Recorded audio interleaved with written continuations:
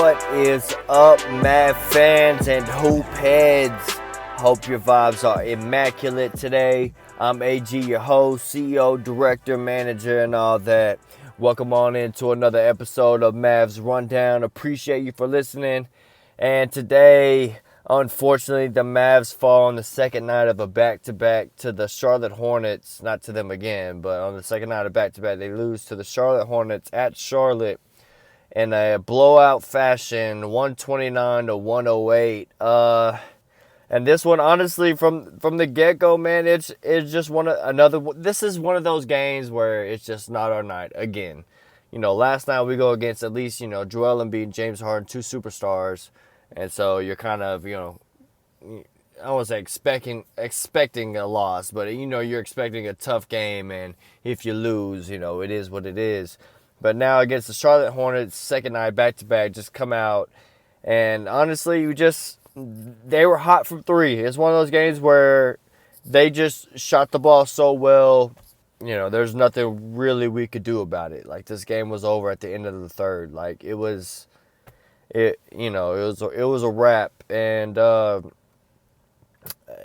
yeah, I guess we'll just dive right into it, man. I'll just go ahead and give you the game diagnosis real quick, man. In the first quarter, it came out. We started rough. We were already down by like 15 starting off. They were already starting off with the heaters from three. They finished the game shooting 47%, basically 47.6% from three, which, that's just absurd. That means they were just on fire. They made 20 of their 42 threes.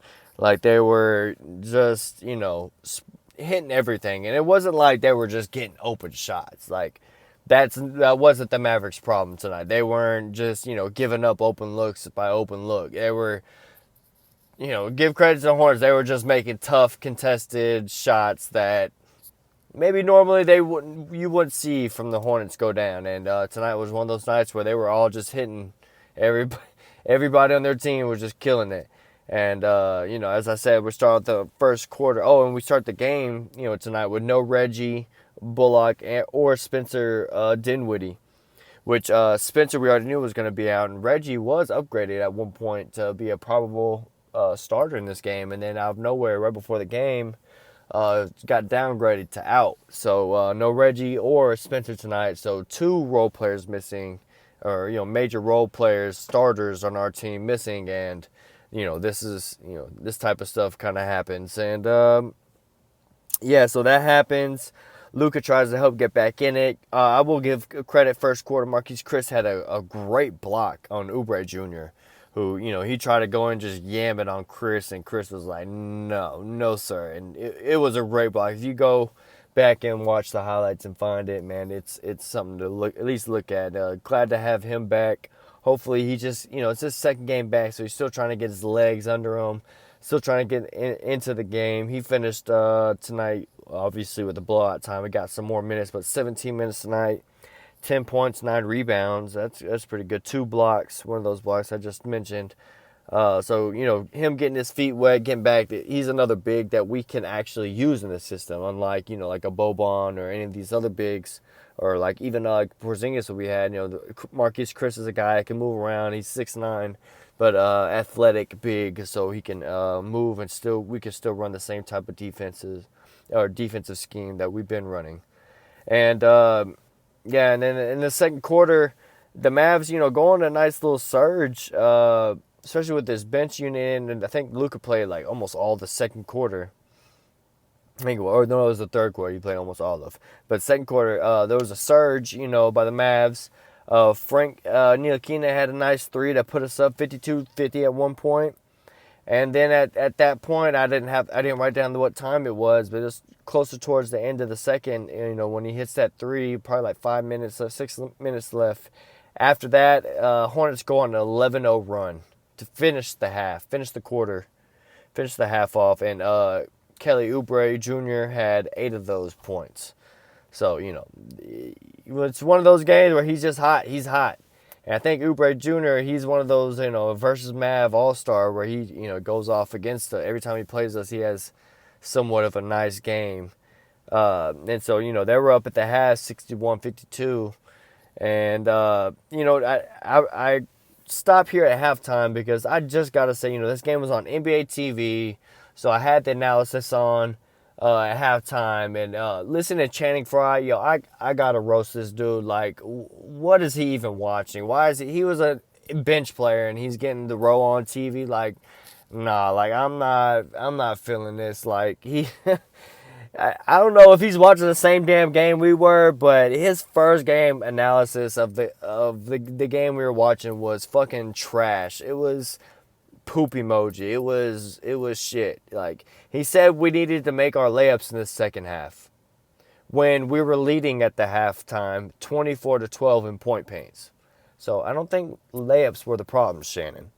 And then he also says and then he talked about, before that, talking how special the Hornets were playing and then all this stuff. It was like when they showed the highlights, they were just hitting shots. Like, there was nothing special about them. They were just making threes. Like, dudes were in their face. Like, Mavericks, put a hand up, had, contested shots on them, but they were just nailing them. Like, what are you talking about? It's like they were trying to make something out of nothing, which is why, honestly, I don't like listening to, like, writers a lot of times, because they have that vomit of the mouth where they just, spew bullshit out when, they're not really saying anything. And, yeah, that was kind of what Channing Frye was ahead of, like, oh, what the fuck? I don't normally listen to him. I don't know if this is normal for him, but that was a really shitty take to really see his analysis at first. I was like, dude, were you even paying attention, or were you really just watching March Madness? Like, what's going on? Like, that was bad. Like, we need to make our layups, even though we're leading points in the paint. Obviously, we were getting to the paint. They were fucking just hitting everything. To say they were running some special, the way they were playing, the way they were moving the ball. No, they were just making contested shots. Better offense beats better defense. And some nights, some teams are just on, and, you just got to face it. That's what happens in the NBA. Teams get hot. They're professional players. They make, tough contested shots because they're paid to do so. And tonight, a lot of them went off, which you won't normally see. You're not going to normally see P.J. Washington, Miles Bridges, Lonzo Ball, and Terry Rozier all shoot over 50% from three in a game. No offense to them. They're great, young. They got some great young players and talent over there, which everyone loves to watch the Hornets, especially on, League Pass game. They're always making highlights and stuff, but, they're they're not all going to shoot over 50%. I could bet money on that. They're not all going to shoot over 50% from the three in a game together, a single game together, like, probably again the rest of this season. Like, that's, they were just hitting tonight, and you got to give them credit. They made their shots, and we didn't make enough. So, that's pretty much it, because then go in the third quarter. They still were come out the gate hot, and Luka tried his best to get in it, and that's what I was saying earlier. Luka played the whole third quarter, had 21 points in the third, hitting all the threes he can. I think he tied his career high with 8 threes made tonight, and he finished with 37 points, 4 rebounds, 3 assists, and this was all through 3 quarters. He sat the whole fourth.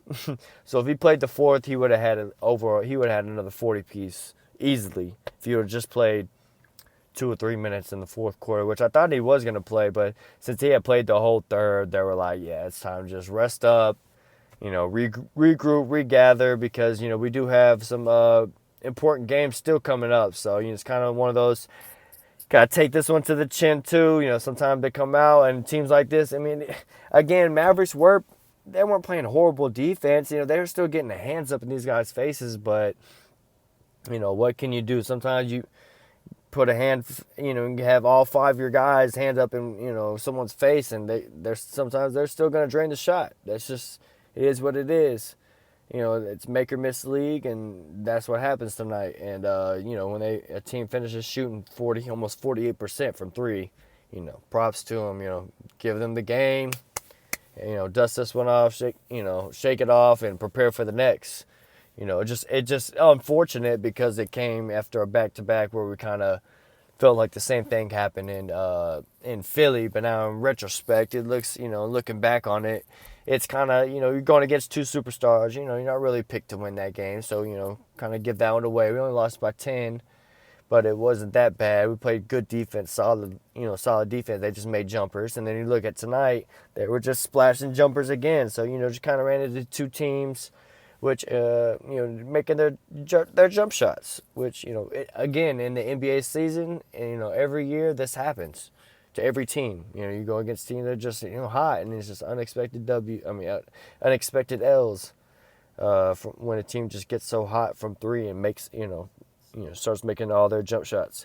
Because the Mavericks tonight actually finished 46 points in the paint to Charlotte's 36. So it wasn't layups, Shannon. We needed fucking crazy. But yeah, it was the three ball we needed, and we were 14 to 38. We were only 36%. About average, but yeah, we needed more than that. Only 43% from the field, so we just, couldn't get other shots to fall down either. And they weren't just layups. We needed more than that. Look at everything else. They beat us by free throws, but again, free throws wasn't. It was just, look at honestly, they're gonna scrap the rest of these stats because it was just all about them just splashing threes. They they splashed them tonight. They had 33 assists as a team tonight because everybody was just hitting. Props to them. And now I guess we start talking the negative side of the Mavericks because I don't really see too much bright in this game. Jalen Brunson, man, where you at? You just came off 24 points, a really efficient game against Philly at Philly where you love to play and stuff, and then come out this game against Hornets and just, damn, man, like 3 of 8, 0-2 from 3, 4-4 from the line at least, but only 10 points, 2 rebounds, 2 assists, did have 2 steals, but it's like, that's it, dog. Like, we need help, like, especially when we're missing Spencer this game. Like, it's one thing when we're just missing Reggie. That's a 3-and-D guy. We can kind of fill the gaps around with other guys, but damn, we're missing Spencer too. That's that third playmaker. That means, Jalen, you really got to step it up, man. And this was not a good game for that, for you, my man. It just not good. Just hope someone like that would step up, especially when he's won the big bag this summer. But, that this is one of those games where just, damn, you'd hope he'd step up in this case, especially Spencer come out and at least get at least 20 points. Because we need at least somebody to score 20 points from somewhere, and just didn't have that guy out there, and that shows how reliant we are against, for Luka, Brunson, and Dinwiddie, and looking forward to into the future. We're gonna have to rely on these guys, and then hopefully when we get Tim Hardaway back, that's another guy that can get us at least 20.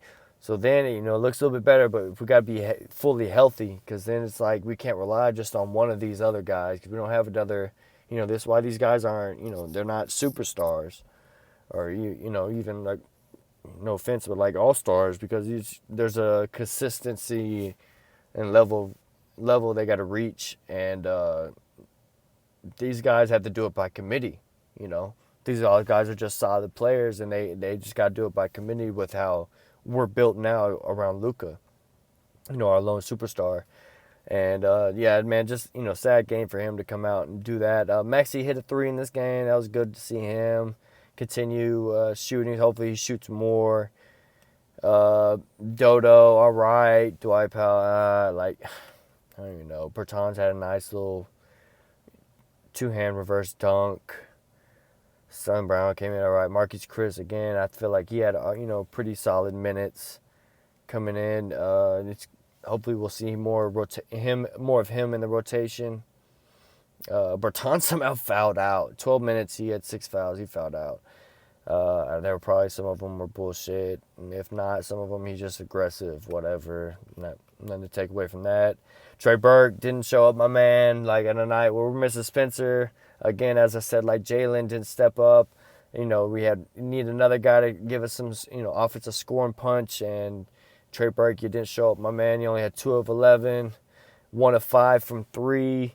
At least he's shooting them, but yeah, just they weren't falling tonight. I think he was getting some good looks too. Just his shots weren't falling. Only finished with 5 points.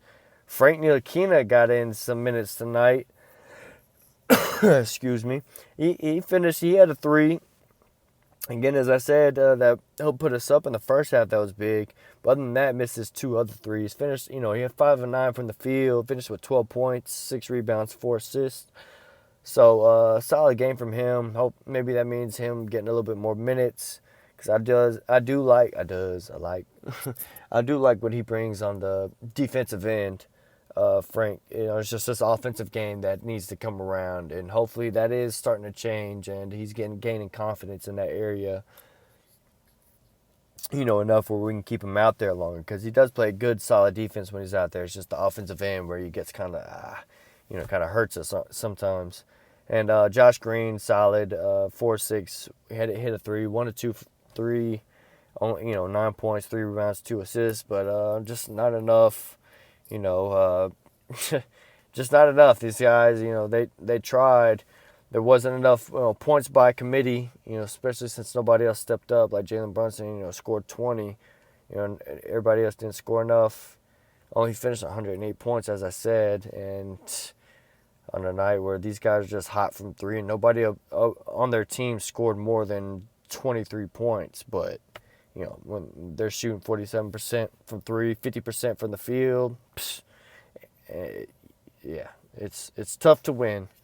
And that's pretty much it. I don't have much else to say about this game. It's just kind of one of those you just gotta let it wash off, prepare for the next one, because looking ahead, the Mavericks the next 5 games are next 5 games we have are another set of games that were kind of big for us in a way, where we got 4 of them at home, 4 of the next 5 at home, but 2 are against Minnesota, 1 is against Utah, and 1 is against the Lakers, and the other one is against Houston. So honestly, all these teams, that could be sneaky. We could. I'm not saying we will, but we could go. I'm not even gonna say it. We just, we could let things slide and get a little. If we don't handle business, excuse me. If we don't handle business and come back strong in these next games, because these are tough teams. Minnesota is playing really hard right now. They're really trying to make a push for the 6th seed. They don't want to be in the play-in. They want to be in the playoffs. They want things to be set. They're playing really hard, so we really got to take them seriously. And then we play them on Monday at 7:30. Me and the fam gonna be there, so that's gonna be fun. That's gonna be a good one to go to. Then after that, we play at home again against Houston. Then it's at Minnesota again. And then, as I said, then it's going to go back home, play Utah and L.A., the Lakers. So, good games coming up. This next 5 game stretch is another kind of a crucial stretch. We got through this road trip. I feel like we did pretty good. Finished that road trip, the full road trip, 3-2. But coming out with those 2 big wins over Boston and Brooklyn. And, of course, we let it slip with Philly a little bit, but, tough L to them. And then, of course, we just can't match the shooting of Charlotte tonight. It's hard to beat 50%, shooting from 3, too. So, from 3, so it's, crazy. But hopefully they regroup. Hopefully we get Spencer and Reggie Bullock is ready, available to play for Monday's game, and that's what we're really preparing for. We got to get back on track and get these dubs, man, because positioning for the playoffs it's all here, man. This is it. This is the last, like at least 10 to 15 games here for all these teams. Right now, the Mavs sit in the 5th seed, right behind Utah. Mavs are 43-28. Utah is 44-26. So we're basically almost 2 games. We're a game and a half behind them. So we can still go on a run and catch and overtake them. But Mavs really got to turn things around. And it's a big game against them, against Utah, to hopefully tie up the series, the season series between the Utah Jazz. Right now they lead at 2-1, so one more game against them, we could tie it up, and maybe that'll help us down the line, depending on tiebreaker scenarios. But Mavs still sitting in the 5th seed. Denver is actually behind us in the 6th at 42-29, only 1 game behind us. So they're creeping right there. And like I said, Minnesota's in the 7th seed, and they're 42-30. So they're only a game and a half back from us. So they're breathing down our necks. So the Mavericks really got to turn up the heat and at the end of the season to really help us so we don't have to, fall to that play-in scenario. We want to at least stay in the top 6, preferably go for that top, that 4 seed to get home court advantage. That's all what we want. That's what we're aiming for. So, let's do it, guys. Brush this one off. Fuck it. It is what it is. Shake it off. Let's go on to the next one. Yeah, and that's pretty much it. That's all I got. We'll see y'all again on Monday after this next game, because it's gonna be a good one. I hope everyone doesn't take this one too hard. These back-to-backs too hard, because I think the Mavs have honestly showed some good things on defense.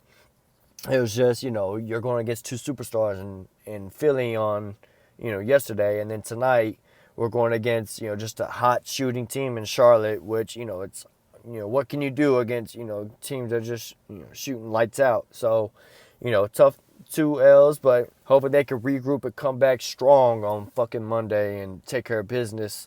So, yeah, man, I'm AG. Thanks for listening, guys. Y'all can follow on Twitter if you want at Mavs_rundown. Mavs Rundown, the podcast, is on YouTube along with Spotify. So, remember, guys, cool heads prevail. And I'll see y'all next time on the Mavs Rundown.